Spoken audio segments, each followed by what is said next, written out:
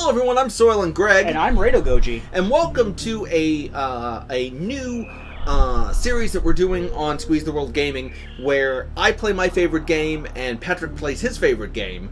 And so I'm playing my favorite video game of all time, which is Super Metroid! Yay! Yay! Oh. Super Metroid is indeed, no offense to Link's Awakening, the best game ever. And I will try, I hope in this Let's Play of it, that I will impart unto you why it is the best game ever. But I'm going to change the controls. I love this game as well, but it'll be nice for me to actually be watching the game for once. Yes. But yeah, I actually like this game a lot as well. This is on my Wii U, and I did have it on my Wii U before. I remember, I actually have kind of a nostalgic bit from a few years back, where after I got off of Final Fantasy XI, I would play this on the tablet screen and watch Adam 12 on Netflix. Nice. It was good times for me anyway. So this is not going to be an OCD play of the game. Because I'm not playing it. There will probably be a little bit of it'll probably be a little bit of sequence breaking, but not heavy sequence breaking. So let's go ahead and start the game. Yep. So this is not my favorite part of the game, honestly. The last Metroid is in captivity. The galaxy is at peace.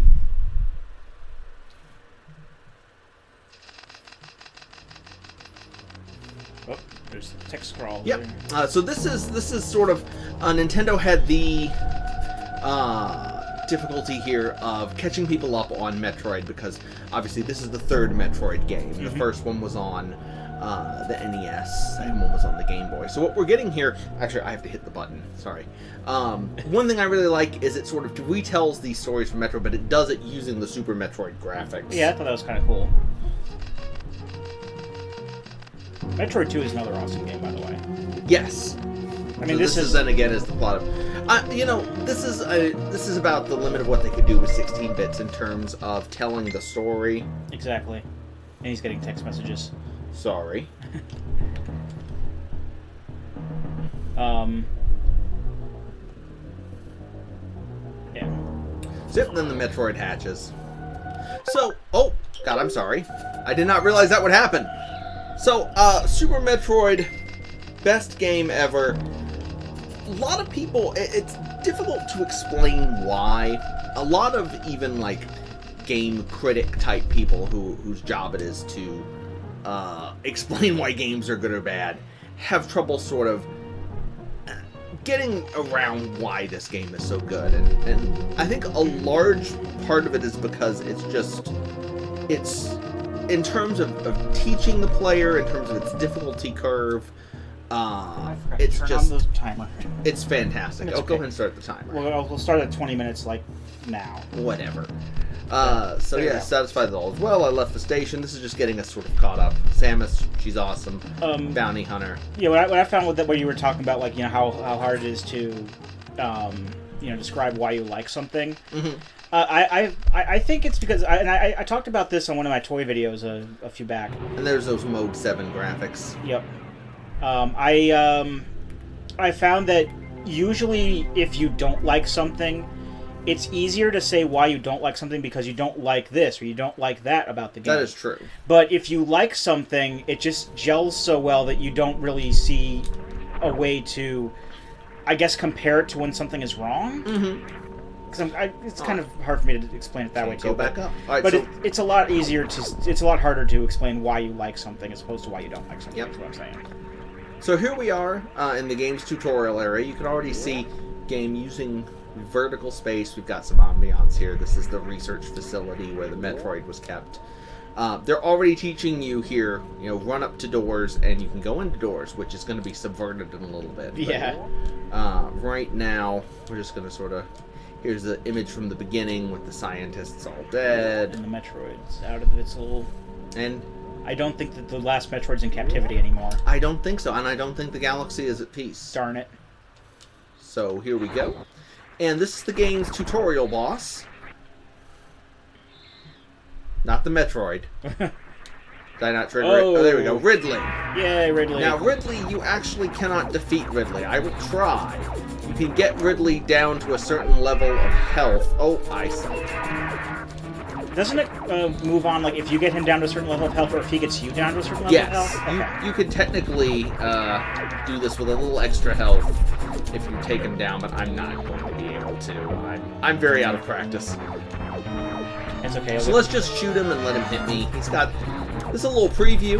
Ridley would be familiar to you if you played Metroid 1. He was one of the bosses, but he was about as tall as Samus in the first game. In all honesty, if you've played any Metroid game, you'll know who Ridley is. He's like in every Metroid game. So this, you know, this guy is extremely creepy. I don't think that can really be understated. Sure. He's really freaky looking. There's Mode 7. Oh, there we go. And now comes the tutorial. Whereas most games would, you know, give you a tutorial, this is basically Metroid testing you. Do you have the ability to run, jump, shoot, that sort of thing? I'm gonna see it here. This is not a particularly difficult escape sequence, but one of the things I really love, these things, they hit you, they slow you down, but they don't actually do damage to you. The game does not actually want you to fail this segment. It just wants you to feel challenged. Right. And then it, of course, plays with you by tilting everything. Oh my god, you'll we're still, tilting into space. You'll still die if you run out of time, right? Yes. Oh yeah, the station will explode. There we go. So you got in there in less than half the time it gave you. And I stopped to show you something. So yeah, it's not exactly super difficult. It's a tutorial. Right. So, and then we go shooting off. Planet Zebes. I can't really say enough good about this game's structure. You know, this isn't a level-like structure. This is, you know, we're about to touch down on a planet. It's pretty free. Right. And everything about this game just oozes style. I mean, it took a lot from, you know, obviously it's very heavily inspired by the Alien movies, but right. They even got Ridley is named after Ridley Scott. Yep. Okay, so let me ask you something, Patrick. So yes. We just landed on this planet, and we're underneath of my ship, right? Which is awesome looking, by the way. Yes. Should I go left or right? Left. Okay. Now, you know that because you've played this game before. Exactly. But, let's say it was 1991 and you're playing this for the first time on your Super Nintendo. I didn't have a Super Nintendo in 1991. Let's say. But regardless. You would go right. And why would you go right? Because every video other game goes right. Mario goes right. Contra goes right. Mega Man goes right. Chip and Dale Rescue Rangers go right. And you would run into a wall. But not just any wall. You learn three things immediately here. This wall, first of all, is a different graphic than the rest, and it's not just a dead end. There's this thing up here, which shows your eye. That you can see another one up here. You can tell that there's some way to go around here. So by doing this, the game teaches you three things in rapid succession. One, that it's going to confound your expectations. Two, that there's areas that you can go to that you can't go to yet, that you have to come back to later. And three, to pay attention to things in your environment that look different. And those are pretty much the three... They're the heart of Super Metroid, really. Gotcha. So, we're gonna go... Like, we talk about... People are talking about how the witness, you know, teaches the player without ever having to actually throw explicit instructions at them. Same sort of thing here. But Super Metroid is doing that all the fucking time, and it's doing it in 2D. So here's the door, but this time we have to shoot it. So that's subverted right there. I mean, I was familiar with that from Metroid. Well, yeah. So now we've got this dank ass cave, and if you look, you see this has the exact same texture.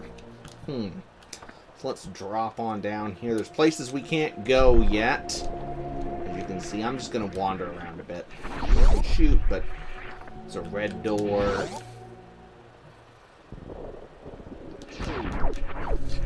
Yet another place you can't go yet. So yeah. Drop on. And even if you're coming in, you know, from playing like Metroid on the NES or something like that, you'll notice already that there are like certain power-ups that you're missing, and you'll know what power-ups that you're going to need in order to get through certain places because you're familiar. Now we've got a vertical shaft here, sort of echoes the very first area that we were in, and once we get down to the bottom here, which I'll just take a bit of a shortcut, Also, no fall damage. No fall damage in this game. See, this is the nice. area that we were in earlier in the first game. cutscene where we were blowing up Mother Brain. Yep. So we've been here before, and now you'll see that the door has now shut behind us. There is no getting out of here. It will be dark soon. Right. As you can see, we've got 99 energy. Not much else. We've come to this planet as a stranger, and we will leave it as a god.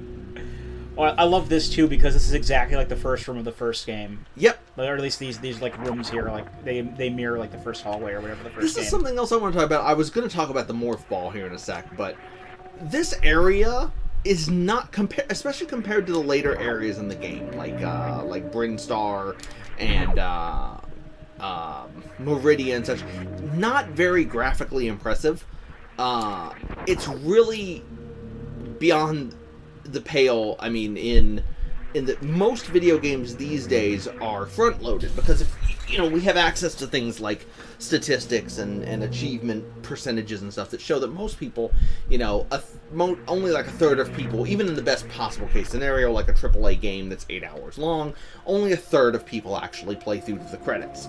So it's very rare for a game to actually not front load its content. Right. And some of the most rewarding things in Super Metroid don't even happen until you've already beaten it multiple times. I'll talk about that a little bit later, but Okay. let's pick up morphing ball. My mistake. Morph ball. And then In the first one, it was called boom! Maru Mari, which means I know Maru means ball, and I think Mari might have something to do with morphing. And things have become a lot. Now this is something cool. You know, that the game I does. just noticed, like for the first time ever, What? those little heads. They turn to look They at turned. you. I didn't notice that until like just now. This is very Indiana Jones, the Oh, yeah. second here. Oh, When you yeah. pick it up and you're like, oh god, something terrible has happened. Now this is interesting. This is the way the game makes sure that you know how to use things. well, I can't get out this way. I have to use the thing that I got. yeah. So now I can go. So let's continue exploring down here. I don't know if I can actually get the missiles yet. Let me try. I think you need to get the. Well, you need to get the missiles in order to get through there. It doesn't necessarily like tell you what the doors, how the doors go, does it? It doesn't really, no. There's So, missiles. okay. And you can kind of see that there's something down there underneath of it. Mm-hmm. I mean, you can tell that there's something down there. Yeah, it doesn't tell you that But what the missiles You can can't do as do far as the doors go. it just shows you how to equip them, which I missed, so I'm going to forget how to use the missiles. It's Y. Or what Y is it? Because he changed the It's the select. controller setting. It's select. Okay. Then we're going to go through here. There should be some more missiles. Okay, so it did account for that then. Oh, that face just lit up like a. Oh, and there that one goes too. So we already have known that, the environment is changing. Things are activating. Perhaps we should go back to areas we have been previously. This, again, is also another perfect example of weird thing in the environment that you should pay attention to. Right. None of it is signposted, which is great. I think there's another one in here. Yeah, I can't reach it though. Maybe I can run. No, it'll disappear if you take when it goes off screen. I can't actually reach You it need yet. thing to get that. You can see it's at the spot where the head would be. This entire segment is symmetrical, as you can see, but there's one change. Oh. And the spot where it's changed I is where noticed you want to that. shoot. Oh yeah. Metroid absolutely rewards the little details like that. I just used a I didn't- walkthrough to get everything. I don't think I noticed that. I think I had to. I did a 100% playthrough of this once. It was a pain in the ass, and I also used a walkthrough. So Well, the only pain in the ass Jenkins parts. is gone. The only pain in the ass parts I thought were at least pain in the ass when doing walkthroughs is when people want to sequence break, like when they want to get the wave beam early. Mm-hmm. Like it's like I just want to. I don't like sequence breaking in games personally. That's just not my cup of tea, I guess. Fair enough. I just like to wait until I'm the best equipped to get something. I'm not going to do much heavy sequence breaking. I'm mostly going to grab some missile. I'm not gonna do like the super missile glitch because I'm not good enough at the mock ball. We would be sitting here. We would spend an entire episode just sitting here trying to do the mock ball repeatedly until I got it right. I'm gonna grab some tanks with wall jumps that you shouldn't be able to grab. Something I did watch recently. Oops, I slipped. One of the Let's Players on YouTube I watched recently did a playthrough of the rotated version. Oh yeah, I love the rotated version. It's definitely a good way to learn wall jumping. That's something I should talk about, I guess. One of the things that's really super cool about Metroid is that it rewards the player beyond multiple playthroughs. It's something that very few games nail. One of the only modern-ish games that I know of that does it is Alpha Protocol, where it actually changes things significantly between playthroughs. Mm-hmm. This game has a very slow difficulty curve. It's not a tremendously difficult game to beat. It's a very difficult game to beat without dying or anything like that, like if you're speedrunning it. But it's not a super hard game. But what will happen is you'll beat the game, and it'll give you a clear percentage, and it'll give you a time. So naturally, you'll be, I could maybe, beat it faster. I could beat it with a better item completion. I could find all the stuff, for OCD or whatever. And then you notice these, like, the animals and such that teach you these different moves that have always existed in the game, but you haven't had the knowledge to do them, that increase your mobility, like the shine spark, like the wall jump. And you start doing them, and you start to realize that there are places where you can use these abilities to skip things in the game or to do things earlier. And then you start to realize, I'm going to show you one in a little bit. I can't go there yet. Where the faces are lit up now. You start to realize that not only that can you do that, but the game was actually designed the entire time without you realizing it with that in mind, which is pretty cool. Sorry, I'm probably like completely screwing up all my explanations. I've been thinking about this LP for a while. Yeah, you're probably fine. Shows ever since we thought of the whole thing. So this is a map. You have a map. This actually has another, a second hint in case you missed the first one with the whole going right thing. You can see here on the map that you can go to the left at the top of that shaft where that strange wall is, and that it leads to something called Brinstar, and that the other way it leads to something called the wrecked ship. And we will go to both of these places eventually. If you've played the first game, you know what Brinstar is. Well, yeah. I mean, yeah, there are some places like, wrecked ship and I love what they did with Brinstar in this game. And like, me too. Brinstar was basically, in the first Metroid game, it was basically the first area, but with a palette swap. Yeah, all it was, I mean, the only places in the first game were Brinstar, Norfair, and Torian, I think. And then... Also, Kraid's hideout. Kraid's hideout and Ridley's hideout. But in this, you also got, you got Meridia, you got the wrecked ship, you got, other places with fucking awesome music. I love the way the game uses vertical space here. So, this is the one I wanted to show you something about. So, first of all, this is well designed. You can get in. This is, again, using the same trick as before. You can get into it, but you can't get out until you figure out how to use the thing. But this is one of the most famous speedrun rooms. It's called the Alcatraz room because, and I'm going to try and do it, but I'm going to fail miserably. Yeah, I suck. Sorry, guys. You can actually, if you time it perfectly, you can do 3 wall jumps and get up there and turn into the morph ball and completely skip this entire thing. You can just come back out of here and do the whole thing 30 seconds faster. And it's a pivotal part of doing speed runs of the game. Right. And there's no way that it was not designed for a skilled player to be able to do that from the beginning. Do they still get the power up here before they do it, though? Oh, yeah. You have to have the power to be able to... Oh, shit, I forgot to do that. What? I typically do that, then kill these guys so they give me more missiles. Oh, yeah. It's okay. I don't need that many I see. missiles to kill this guy. I've always thought it was like a dickish thing that the red doors took 5 missiles to open as opposed to just like 1. No, this one has a weird gradient. I just don't know what could possibly be going on here. This one does give you a bit of a tutorial. It tells you how to use the bomb. Oh my god, JC, a bomb! So... What the fuck? Game's first boss. The statue comes alive. Again, very creepy looking, fantastic art style. And then the boss theme, oh my god. This boss theme is fucking awesome. I'm out of things. Okay. If there's one main thing I'll probably be gushing about this entire game is the soundtrack. Oh, it has one of the best soundtracks. Okay, there we go. So yeah, it's mostly just an endurance run between you and him. That spot on his chest is his weak point. So now we have the bombs. Yay. And bombs, this is another thing I wanted to talk about. the Super Metroid lectures. So than Greg. This is actually like the last one chronologically that I thought of, so I'll think of more on the way. But progression in video games is, I mean, it's a spectrum, but typically it's binary.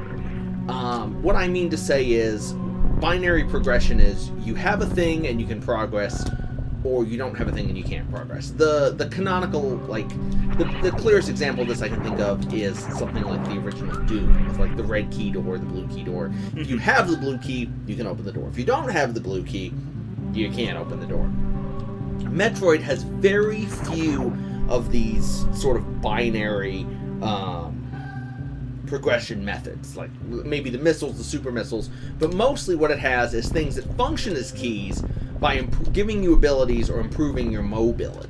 Yeah. So that's really cool. And that's where, like, you know, the Metroid and Metroidvania came from for these types of games. Pretty much, yeah. Was you know, Super Metroid, or, well, any Metroid game, really. So now that we have both of these abilities, this is another thing. You will need to, this chamber teaches you that you will need to combine abilities in order to prosper. And this, I think, yeah, it's more missiles. So we're getting a decent number of missiles so far. Yep. They're very useful. I think there's like 250 missiles you can have at the it's by a the end of the whole game. hell of a lot. We're not even going to get close to that. I like I said, because of my Check this out. Oh, I forgot that was a sometimes thing. there are different ways out of a chamber than when you came into the chamber. Alright, so yeah. Wall jumping, probably the most basic additional mobility move. Yeah.